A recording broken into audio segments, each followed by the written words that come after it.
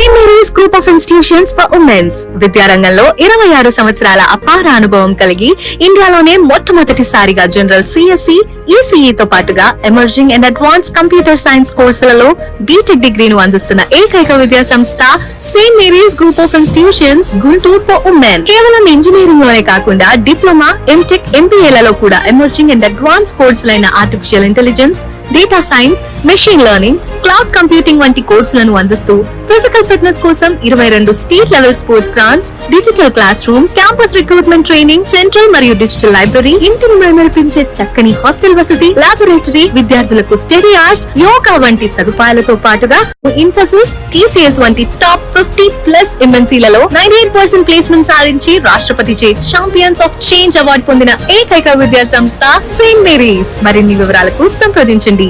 Saint Mary's group of institutions Guntur for women. Counselling code SMGG. Call 9010455596. St. Mary's Women's Engineering College, Budambadu. Counseling code STMW. Call 9010455598. మా kids విద్యా సంస్థలలో శిక్షణ క్రమశిక్షణతో మొదలవుతుంది. నాణ్యమైన విద్యతో విద్యార్థుల జ్ఞానం వికసిస్తుంది. స్కిల్ డెవలప్మెంట్తో విద్యార్థుల సామర్థ్యాలు మెరుగుపడతాయి మరియు క్వాలిటీ ప్లేస్మెంట్స్ తో విద్యార్థుల భవిష్యత్తు ఉజ్వలమవుతుంది. మీ పిల్లల కలల్ని సాకారం చేసే ప్రయాణం కిడ్స్ నుండే ఆరంభించండి. కిడ్స్ విద్యా సంస్థలు discipline, quality education, skill development, quality placements. KKR and KSR Institute of Technology and Sciences, Autonomous. MSET code KITS. Kids Akshar Institute of Technology, Autonomous. MSET code KITG.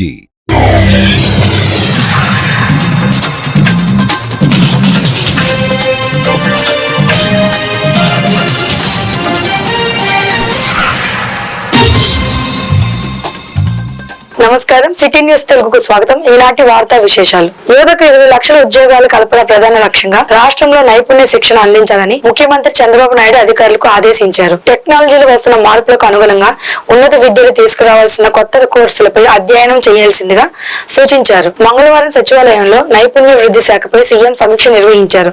Artificial intelligence ఉపయోగించి రాష్ట్రంలోనూ దేశంలోనూ ప్రపంచ వ్యాప్తంగా ఉద్యోగ అవకాశాలు ఎక్కడ ఉన్నాయో తెలుసుకుని నైపుణ్యం పోర్టులో పొందుపరచాలని ముఖ్యమంత్రి ఆదేశించారు. సింగయ్య మృతికి కారణమైన మాజీ సీఎం జగన్ ఫార్చునర్ వాహనాన్ని పోలీసులు స్వాధీనం చేసుకున్నారు. ఈ నెల 18న పల్నాడు జిల్లా పర్యటనలో జగన్ ప్రయాణించిన వాహనం కింద పడి సింగయ్య మృతి చెందిన విషయం తెలిసిందే. ఈ కేసులో A1 గా డ్రైవర్ రమణారెడ్డి, A2 గా జగన్ తో పాటు ఆయన PA నాగేశ్వర్ రెడ్డి, YV సుబ్బారెడ్డి, మాజీ మంత్రులు పేర్ని నాని, విడుదల రజని నిందితులుగా ఉన్నారు. పోలీసులు ఈ కేసు దర్యాప్తు వేగవంతం చేశారు. జగన్ వాహనాన్ని స్వాధీనం చేసుకునేందుకు మంగళవారం సాయంత్రం Pattipadu CI Srinivasarao, Tadepalli CI Veerendrababu, Nallapadu SI తాడేపల్లిలోని ఆయన నివాసానికి వెళ్లారు. ఇద్దరు VROల సమక్షంలో పంచనామా చేసి ఆ పత్రాన్ని వైసీపీ కార్యాలయ కార్యదర్శి ఎమ్మెల్సీ అప్పిరెడ్డికి అందించారు. అనంతరం AP 40DH 2349 ఫార్చునర్ వాహనాన్ని స్వాధీనం చేసుకుని నల్లపాడు పోలీస్ స్టేషన్ కు తరలించారు. పలువురిపైన కేసులు కూడా నమోదు. అందులో బాగా జగన్మోహన్ రెడ్డికి సంబంధించినటువంటి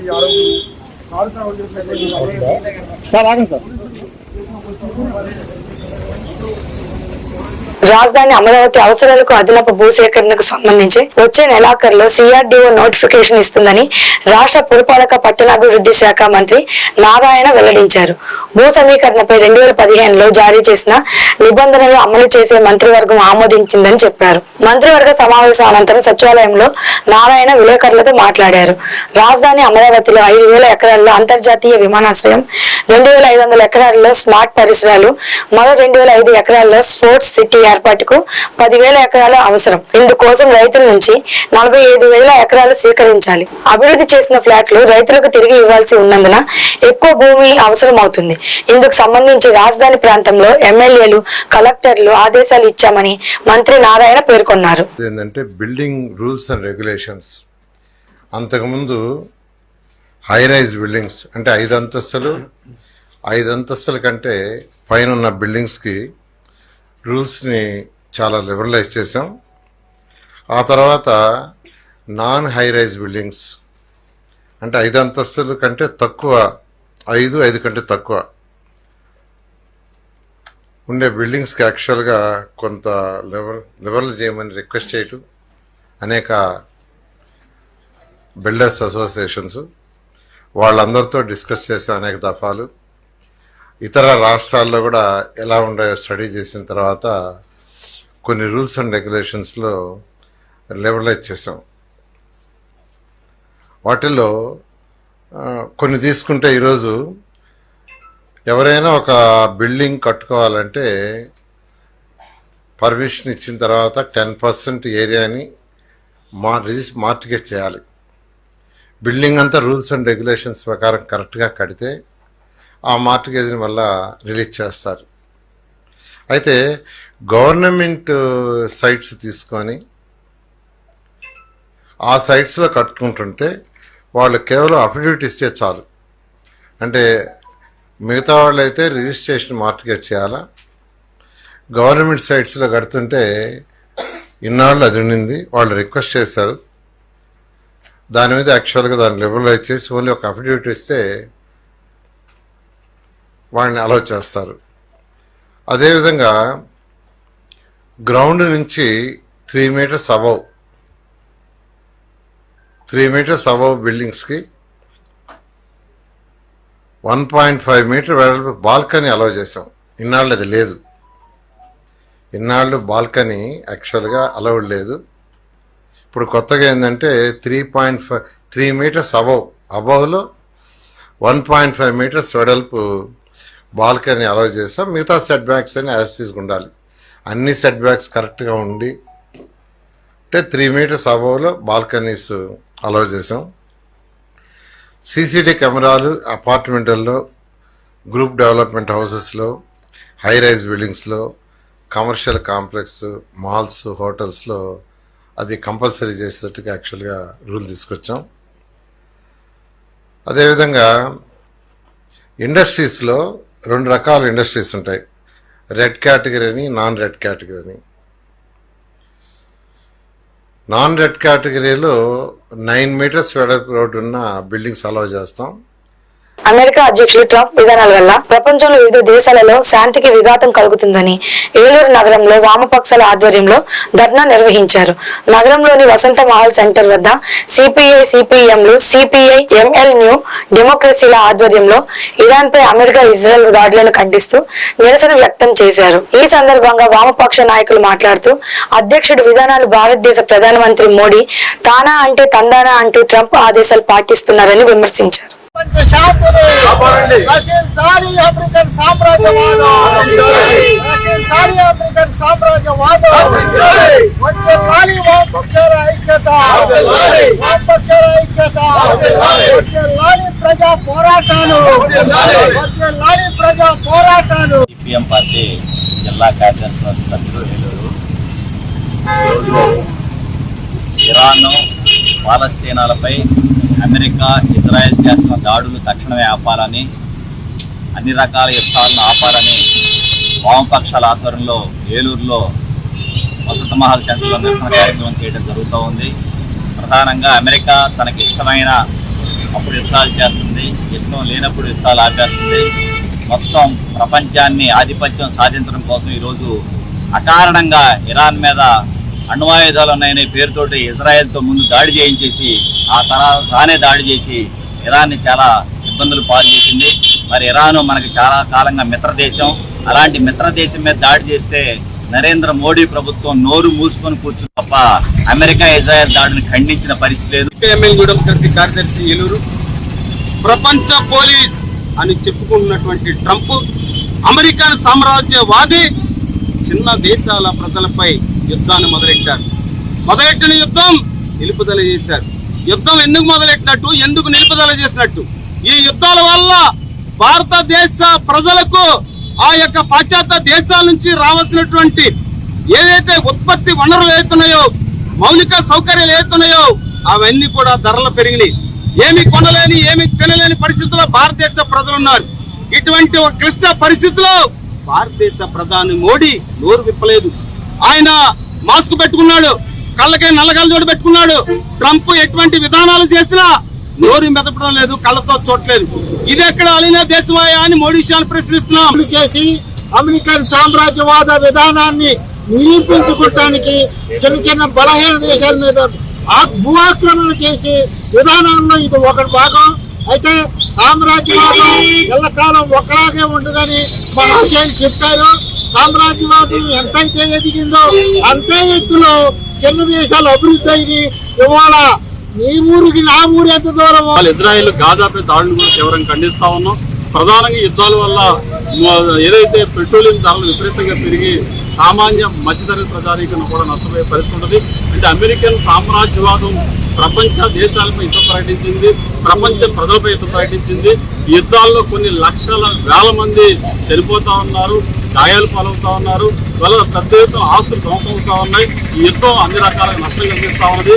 ఇవాళ అమెరికన్ సామ్రాజ్యవాదం ఇవాళ ప్రపంచ పోలీసుకు వారిస్తూ యుద్ధాన్ని ప్రోత్సహిస్తూ బాపట్ల ఎమ్మెల్యే వేగేశ్వర నరేంద్ర వర్మపై అర్థం పర్థం లేని నిందలతో కూడిన వ్యాఖ్యలు ఓ ప్రముఖ టీవీలో ప్రచారం చేయడం జరిగింది. స్థానిక శాసనసభ్యులు వారిపై చేసిన ఆరోపణలు, విమర్శలను బాపట్ల పట్టణ అధ్యక్షులు గొల్లపల్లి శ్రీనివాసరావు ఖండించారు. ఈ కార్యక్రమంలో Putti Sriramulu, area government mental hospital director Kolluru Venkatrao, party నాయకులు, తెలుగు యువత అధ్యక్షుడు దారా అశోక్ కుమార్, బీసీసీఎల్ అధ్యక్షుడు సురగాని శేఖర్ గౌడ్, రాష్ట్ర మైనారిటీ నాయకులు షేక్ ఫరీద్, మహిళా నాయకులు పాల్గొన్నారు. నా పేరు గొల్లపల్లి శ్రీనివాసరావు, బాపట్ల పార్టీ అధ్యక్షుడిని. మా శాసనసభ్యులు నరేంద్ర వర్మ గారి మీద అనేక ఆరోపణలు చేస్తూ, వివిధ ఆరోపణలు చేస్తూ ఏది కూడా ఆధారాలు లేని ఆరోపణలు చేస్తున్నాడు. ఎందుకంటే అదేమంటే జనం అనుకుంటున్నారు, ఏ ఆరోపణలు లేకుండా నిధులు తెలియకుండా అతను ఏదో చేసుకుంటా వెళ్తుంటే అది ఎంతవరకు యథార్థం? అదేమంటే నువ్వు ఏదో ఫ్రీడమ్ ఫైటర్ లాగా పని చేసావు, ఏదో నువ్వు చేస్తానన్నావు, జనాలకి ఏదో నువ్వు సహకరిస్తున్నాడు. ఇప్పుడు కూడా కంటి వైద్యం కానీ, హాస్పిటల్ వైద్యాలు కానీ, ఇప్పుడు కూడా ఆయన ట్రస్ట్ ద్వారా ఎన్నో సేవా కార్యక్రమాలు చేస్తున్నాడు. అదే తెలియక మాట్లాడటం అనేది అవివేకం. అట్లానే ఇసుక క్వారీ అంటున్నాడు. ఇసుక క్వారీలో ఇవి చెరువులు తీలా, గతం ప్రభుత్వంలో చెరువులు తీసి దాన్ని చేప చెరువులు చేశారు. ఇవాళ పర్మిషన్ ప్రకారం 10 అడుగులు దానికి ఎంత అయితే మనం పరిమించుకున్నామో దాని వరకే పర్మిషన్తో మట్టిస్తున్నారు. కానీ దానికి అనాథరజుడుగా ఏమి చేయట్లా. గత పౌరం ప్రభుత్వంలో చెరువులు తీసి చేప చెరువు చేసి 50 అడుగులు డెప్త్ వరకు వెళ్ళారు. అట్లాంటి దాన్ని కళ్ళు మూసుకుపోయి మాకేం తెలియదు, గత గవర్నమెంట్ బాగా చేసిందని చెప్పుకుంటూ వాళ్ళ పొగడుతూ ఒక పార్టీకి నువ్వు కొమ్ము కాసావా, నువ్వు ప్రెస్ రిపోర్టర్గా ఇస్తున్నావు, నాకు అర్థం కాని పరిస్థితిలో ఉన్నావు. అట్లానే ఇప్పుడు మళ్ళా టోల్ గేట్ వచ్చింది. టోల్ గేట్లో గతం గవర్నమెంట్లో 32 లక్షలు పాట పాడారు. ఇప్పుడు 46 లక్షలు పాడి కార్తీక వన మాసంలో వచ్చే ప్రయాణికులకి వాళ్ళ సహాయార్థం అక్కడ కావాల్సిన జిమ్మస్తున్నారు. వాళ్ళ కోసం కానీ దేనికోసమైనా సరే వాళ్ళకు వచ్చే సౌకర్యాలతో పాటను పెంచి ఒక 10 మంది కార్యకర్తలు బాగుపడతారని వాళ్ళు ఏదో ఆయన పెట్టుబడి పెట్టించి వాళ్ళతో వాళ్ళని ఏదైనా బతికి బాగుండాలని కోరుకుంటూ ఆయన కార్యక్రమం చేపడుతుంటే దాన్ని ఆయన పాట పాడాడని, ఆయన బినామీగా ఉన్నాడని ఆరోపణ చేస్తున్నారు.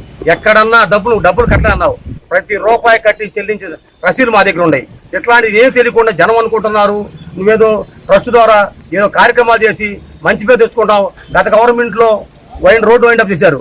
రోడ్డు వైండప్లో ఎన్ని ఆరోపణలు వచ్చినాయో, ఎంతమంది డబ్బులు ముడుపులు పుట్టియో ప్రజలకు తెలుసు, బాపట్లో ఉన్న ప్రజలకు తెలుసు. ఆయన బాగా చేశాడు. ఈ గత ప్రభుత్వంలో ఏం చేయాలంటే నువ్వేం కళ్ళు మూసుకుపోయి ఏం చూస్తున్నావు? కళ్ళు మూసుకుపోయి నిద్రపోతూ ఏదన్నా ఆరోపణలు చేసేటప్పుడు నీకు యథార్థమైన నీకు తెలిస్తే దాన్ని నిర్ధారించి సార్ మీ ఆరోపణలు చేసిన తెలియపరిచి నువ్వు ప్రెస్ రిపోర్ట్ ఇవ్వు. అంతేగాని నీకే తెలిసి నీ జనం అనుకుంటున్నారు, జనం ఇనికిడి అని చెప్పడం చాలా అవివేకం. రాబోయే రోజుల్లో నీ మీద చాలా పరివేశం ఎదుర్కోవాల్సి వచ్చే పరిస్థితులు అవుతాయి. కాబట్టి ఎక్కడైనా ఒళ్ళు దగ్గర పెట్టుకొని నడుచుకొని చెప్తున్నాం.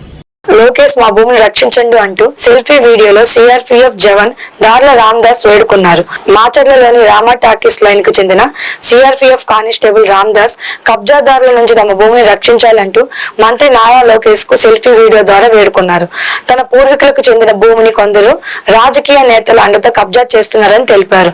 ఎంతో మంది సమస్యలను పరిష్కరించిన లోకేష్ ఈ జవాన్ సమస్యను కూడా పరిష్కరించి న్యాయం చేయాలని సెల్ఫీ వీడియో ద్వారా కోరారు. గౌరవనీయులైనటువంటి మంత్రివర్యులు శ్రీ నారా లోకేష్ గారికి నమస్కారం. సార్, నేను సిఆర్పిఎఫ్ జవాన్ దార్ల రామదాస్. సార్, మాది పల్నాడు జిల్లా మాచర్ల నియోజకవర్గం, మాచర్ల పట్టణం. సార్, మాకు పూర్వీకులకు సంబంధించినటువంటి కొంత భూమి ఉంది. దాన్ని కొంతమంది రాజకీయ నాయకుల అండతో కబ్జా చేయాలని చూస్తున్నారు. సార్, ప్లీజ్ రిక్వెస్ట్ సార్, ఇలాంటి కబ్జాదారుల నుంచి మమ్మల్ని రక్షించండి, నాకు న్యాయం చేయండి సార్. నాకు ఫైనాన్షియల్ ట్రబుల్ ఉంది. మా అన్నగారు 3 years బ్యాక్ చనిపోయారు సార్. మా నాన్నగారికి రీసెంట్ హార్ట్ సర్జరీ అయింది. దీనివల్ల ఫైనాన్షియల్ ఇబ్బంది అవుతుంది సార్. సార్, ఆ ల్యాండ్ సేల్ చేసి ఈ క్లియర్ చేసుకుందామని వెళ్తే ఆ రాజకీయ నాయకుల అండతో ఆ కబ్జాదారులందరూ మా మీద అధిక ఒత్తిడి తెచ్చి పోలీస్ స్టేషన్ పిలిపించి ఇబ్బంది పెట్టి అమ్మని కూడా చేస్తున్నారు సార్. ప్లీజ్ రిక్వెస్ట్ సార్, నా సమస్యని క్లియర్ చేయండి సార్. మీరు ఎంతో మందికి ఎంతో సాయం చేశారు సార్.